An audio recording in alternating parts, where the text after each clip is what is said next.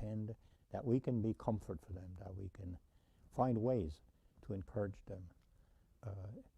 Give us ways and give us in wisdom that we will know how to take care of those among us who are in pain. In Jesus we pray.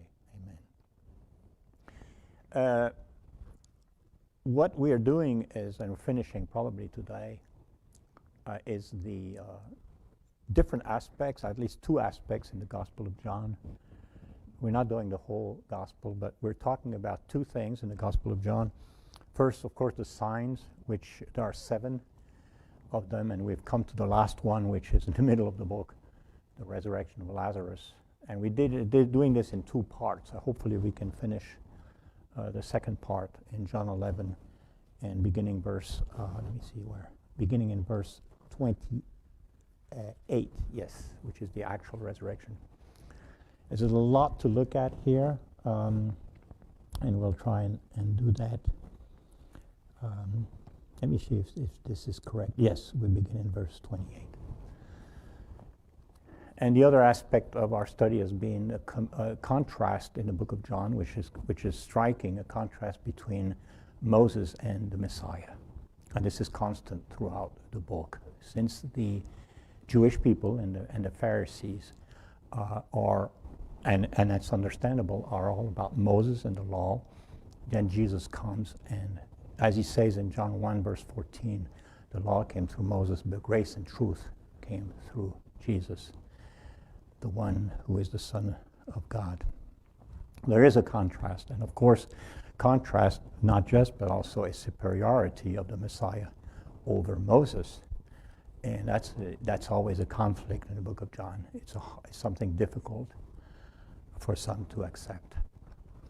In John chapter 11, we get into verse 28, where we're actually getting into the account of the resurrection of Lazarus itself.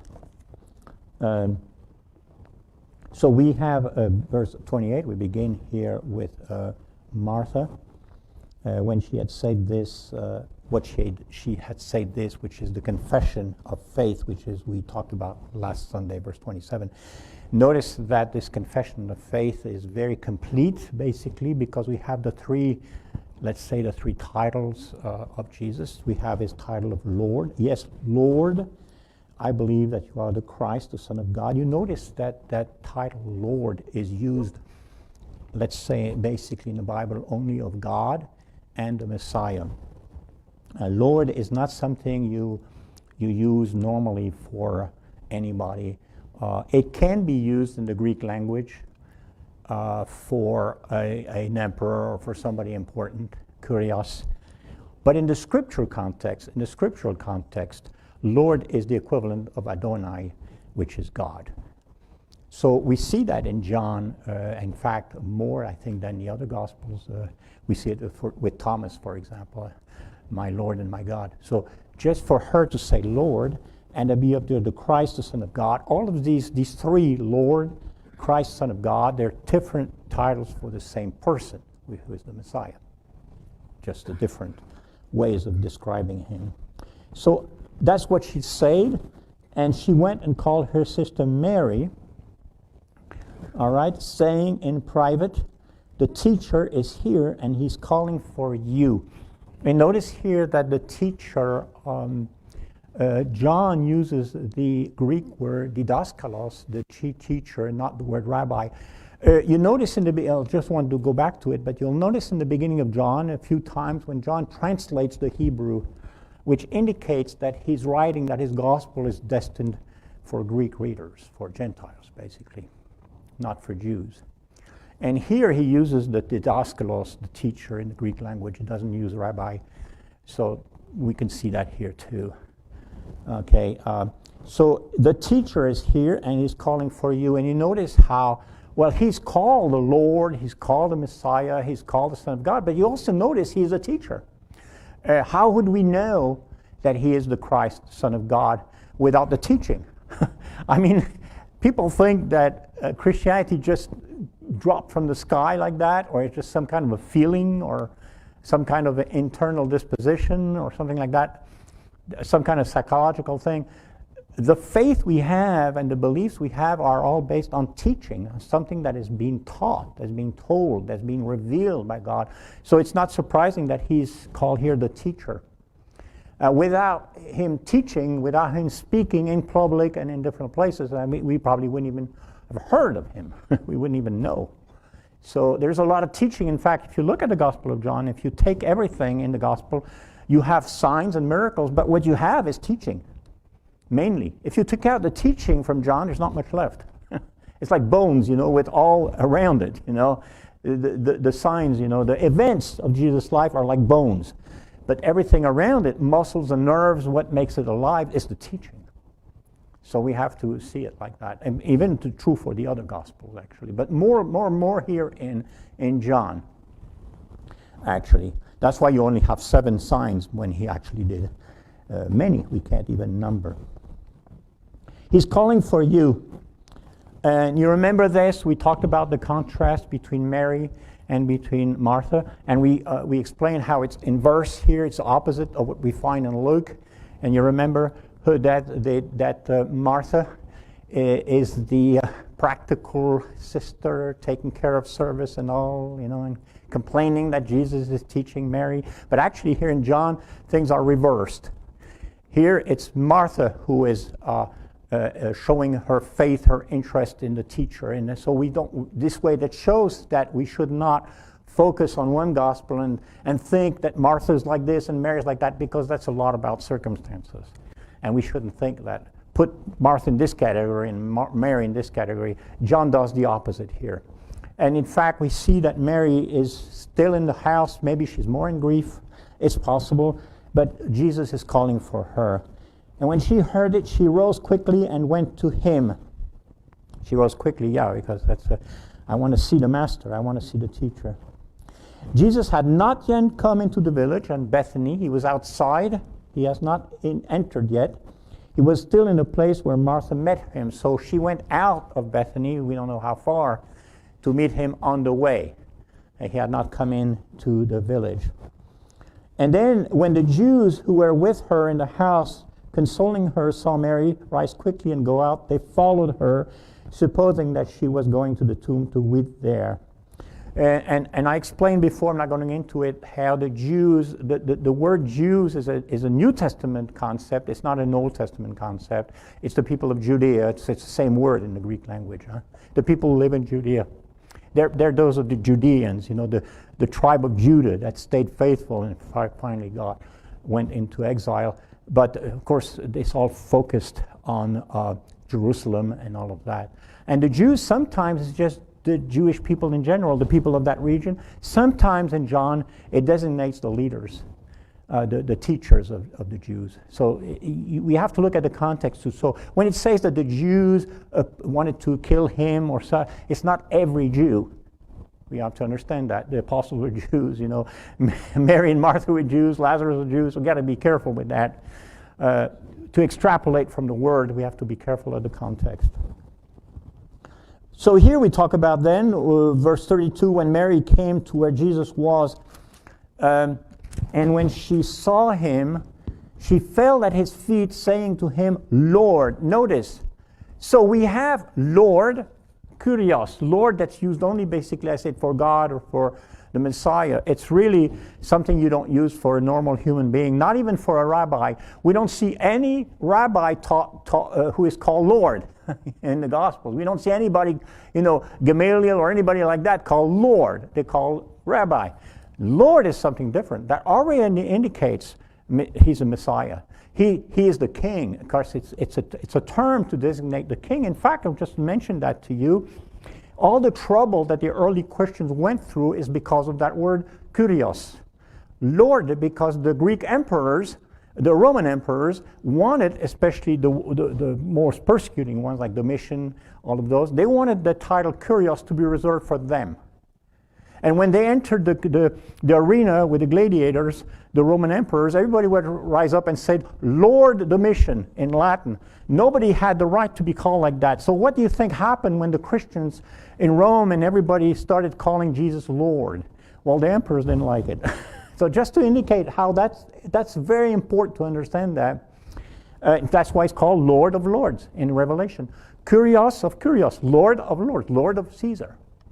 And so it's very important to understand that. So we have that word Lord here in the mouth of Martha, and in the Mary says Lord, and Martha says Lord. Both are confessing their faith in Jesus, and they're not waiting until Lazarus is raised in order to believe that. Huh? It's a mistake to think, Martha and Mary, they didn't really believe, but once he rose from the dead, they believed. No, they already believed. They already believed that who he is. The proof here, Lord, if you had been here, my brother would not have died. She knows his power. She believes in the signs and the miracles that have happened. So it's clear.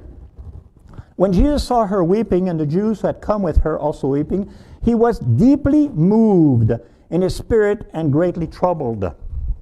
He was greatly, deeply moved and greatly troubled. Now, you have different translations of that. King James, I don't know what translation you're using, but the translations will go one way or the other in the way they're going to render the Greek here, because the Greek has the idea of indignation or the idea of even anger. Of course, righteous anger, righteous indignation.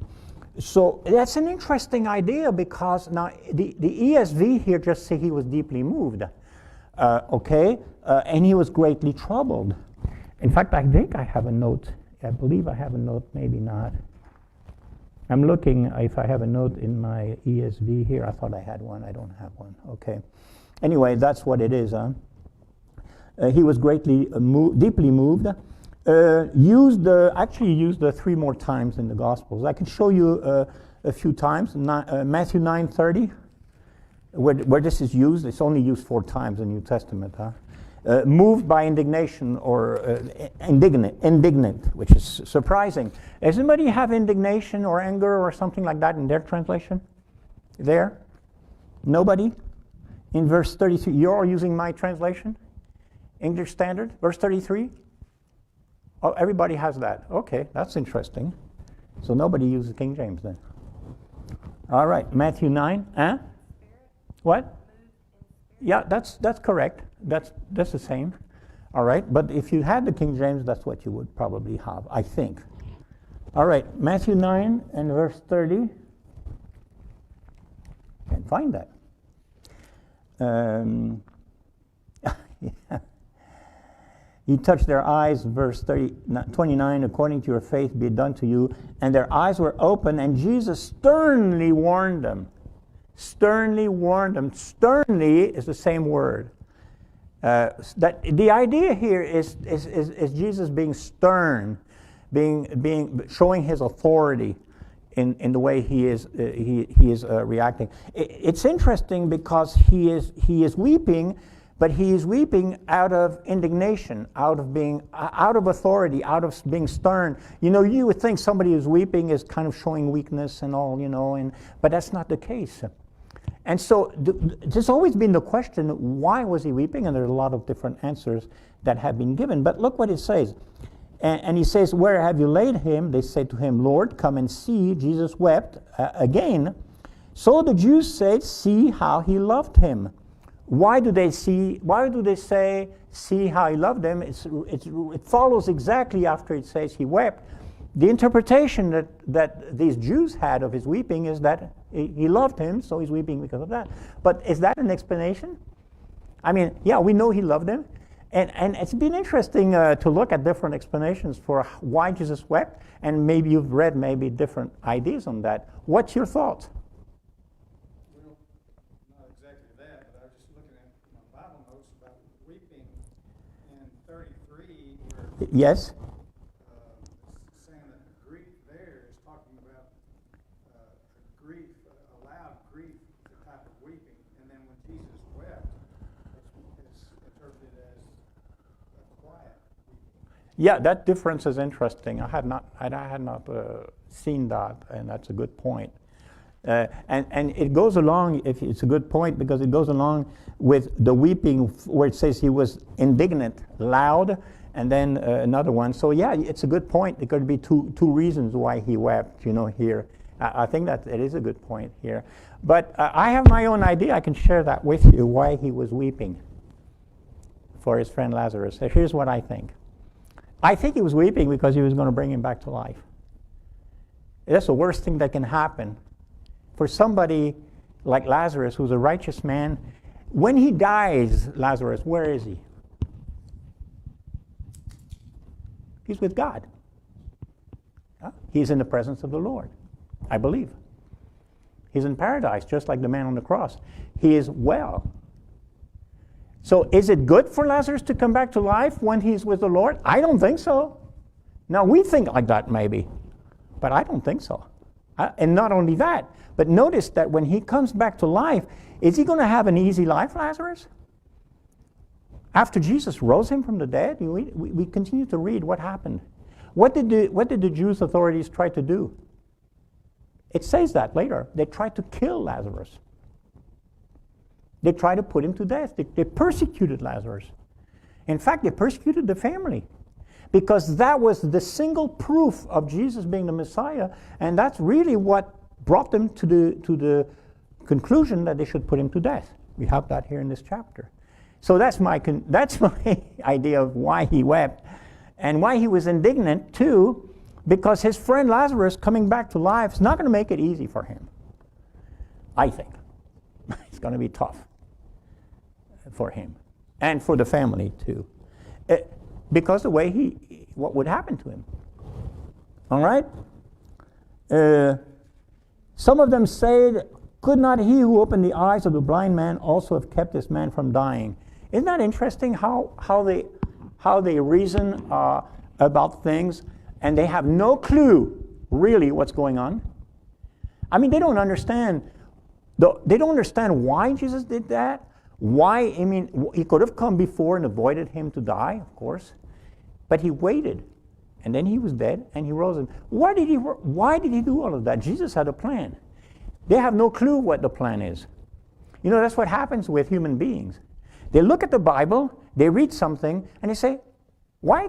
God could have done this. God could have done this. Jesus could do this. God could do this. I mean, we have people argue about baptism, for example. And sometimes what people will say is, well, why would God ask us to be baptized? Could he not save us without baptism? This is the type of question that people ask when they don't understand. They're facing the authority of God. God says, he who believes in is baptized. And they argue. And why do they argue? That's always my question. Why do you argue when God says it's like this? Why? What's the point? You know, why are you trying to use your logic and argue? And that's what they do. Human beings use their human logic to try and get around, maybe, or avoid what God is telling them very plainly. It's like that. A lot of theology is like that. Sorry to say, it's true. Huh? All right, good. Verse 38. Jesus, deeply moved, again, same expression now with indignation, this idea. Deeply moved again. Came to the tomb. It was a cave, and a stone lay against it. So it's not a tomb like we're thinking. It's a cave, just like with Jesus, the cave of Joseph of Arimathea. And there's a stone, by the way, just a little bit of information on the stone. If you were to give you your idea of the size and the weight of the stone, what would you say? A stone like that, how you imagine it? A stone could be like this, like, you know, people imagine, what's the weight of a stone like that? Because we know from archaeology what the weight is. How much it weighs? Well, the stone would be about 4 or 5 feet, okay? Kind of a square shape. But what's the weight? We know the weight. It's between 2,000 and 4,000 pounds. That's pretty big. And not only that, but the way it's placed in front of the cave, a man inside, of course there were dead people inside, could not open. There was no way to roll the stone because it would be rolled, you know, like in front. There are people who believe that Jesus was just, you know, fainted, and then he was in the cave.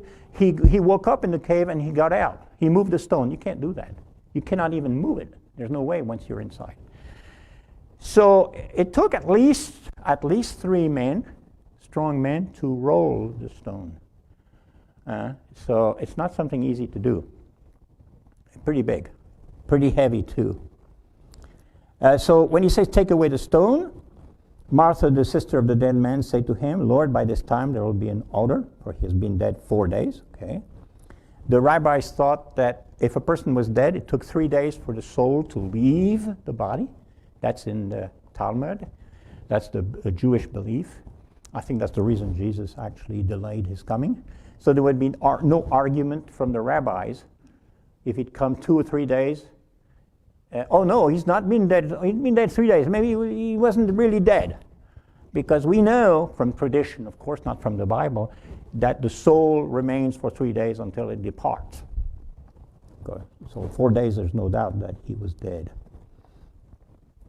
So Jesus said to her, to Martha, did I not tell you that if you believe, then you would see the glory of God? And that refers, I think, that refers back to when Jesus says, I am the resurrection and the life, and asking them to believe in him. If you believe, you will see the glory of God. So they took away the stone. They, you see the plural here, we don't know who, but it took several people. And Jesus lifted up his eyes and says, Father, I thank you that you have heard me. Of course, everybody will notice that this is in the past tense. It's done. For Jesus, it's done. A lot of the prophecy, that's very interesting to study. A lot of the prophecy in the Old Testament concerning the future is in the past tense in the Hebrew. Wow. Read Isaiah 53. You think it's in the future? It's in the past. Me, even in English. It's in the past tense. So that's about the future. Why? Why does God talk about the future as the past? What do you think? Any idea? Is there a future for God? Yeah. Is there a past for God? No. For God, if he says it's going to happen, it's done. It's done. This is how much we can trust. This is how much we can trust the Word of God. It's solid. When God says it, it's going to happen. In fact, for God, it's already happened. That's weird. Not for us. We live in, space and time. God doesn't live in space and time. So that's pretty amazing. I thank you that you have heard me, past tense.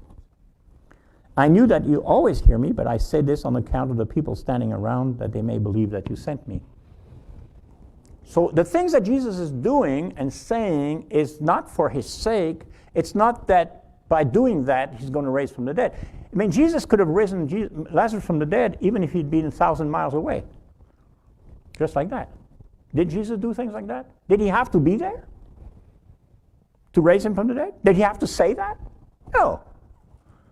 That's ridiculous to think that God is limited to like laying on your hands or something like that. That's superstition. God can do anything he wants, when he decides. The reason that you have laying on of hands in the Bible or things like that, or like this, it's for the people who are around. For human beings to understand where it comes from. It comes from him who said these words, so he is who says he is. So we have to understand that. A lot of things are done on behalf, for the sake of those who need to believe. Not that God needs that in order to heal somebody. And that's the reason why we can pray today for somebody to be healed, and just by praying for somebody to be healed, God can heal them. He doesn't need anybody to go and say, oh, you know, and do like that, and stuff like that. The reason that people laid their hands on people is because they want to showing something special about them. That's why. They receive some kind of a gift. Well, that's different. But God still is powerful. I thought it was interesting that Jesus said, even if you don't believe in me, believe in the miracle. That's right. Just believe in the word, in the works. Exactly. That's a good point. So,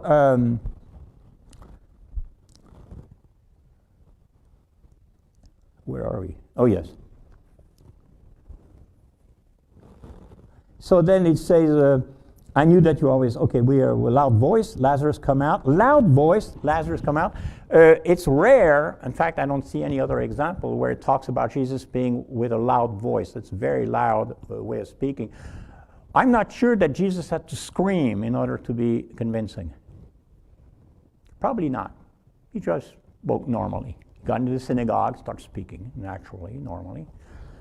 I'm not sure it's a good idea for people to scream to try and convince others. I mean, that's my opinion. But here it says with a loud voice.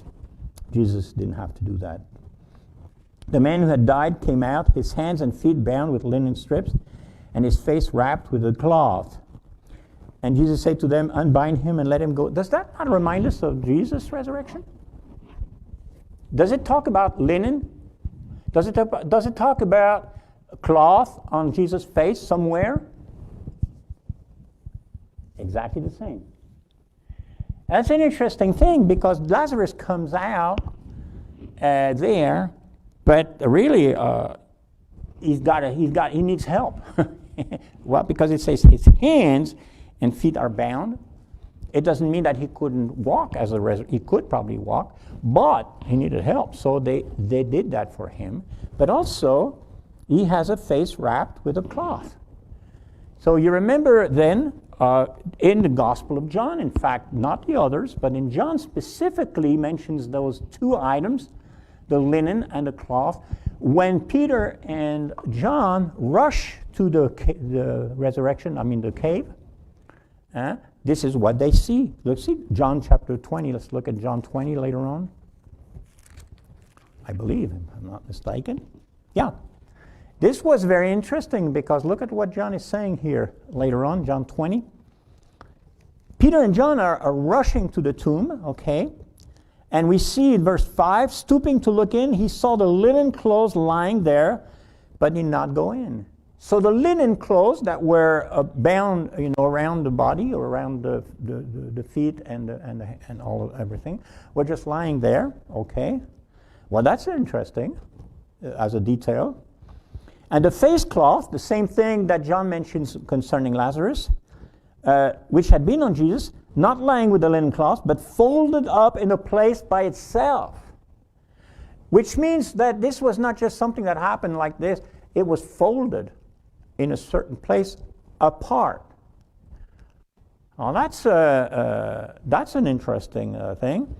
And then the other disciple who reached the tomb also went in, and he saw and believed. So notice this. What did he see? Did he see the body of Jesus? No. But he saw something that made him believe. Something that has to do with his clothes, obviously. So what is special about the clothes, about the linen, that normally they would wrap the body with? What is kind of special about that? I mean, how would, if they had stolen the body, let's say, if somebody had stolen the body, how would they have done? Do you think they would have taken the time to undo everything and then to place the cloth, folded in a, how would the people who had stolen the body, what would they have done? They would just take the whole body and go with it, like that. But no, it's not what happened. Where's the body? Because the linen are there. The body must be somewhere. If this was taken away, and this is folded carefully in another side. To me, these are signs, these are little material things that confirm the resurrection. Just like we look at these things, these accounts, like in John and the other Gospels, the little details, But when you look at the details, like a detective, sometimes the detective will find the murderer with a detail. Said something that he dropped, on the floor and says, all right, now, who was here with this, with this type of cigar, I know who, and then you got, where did you buy this cigar? This little thing that we don't think about, the detail is sometimes what gives the murderer, or the thief.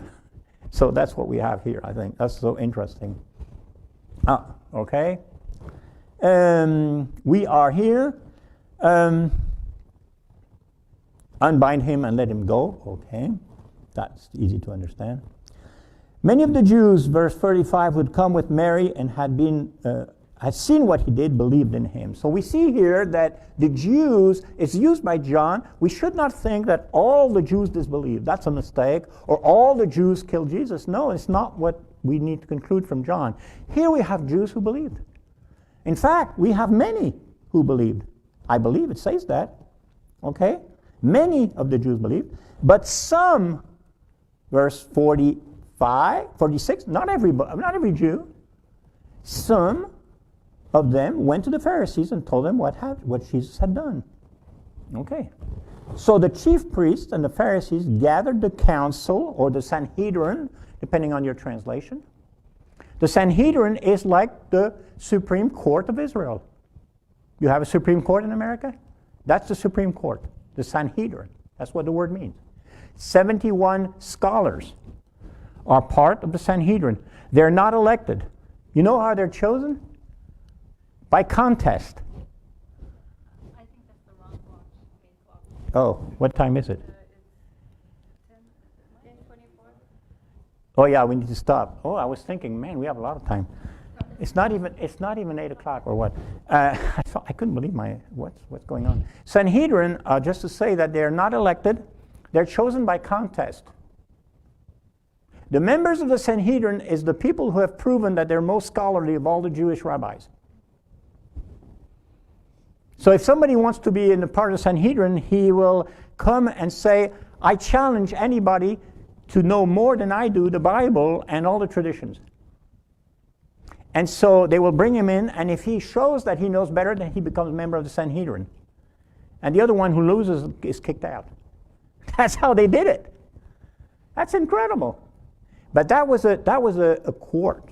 The Sanhedrin was a political, religious court. It was a supreme court. They decided very important matters. 71 they were there in the Sanhedrin. These are the ones who, of course, when Jesus was arrested, they were there too. Okay, so we're going to stop here. So this is not the right time. Too bad. I would have had a lot of time to continue. I didn't even finish.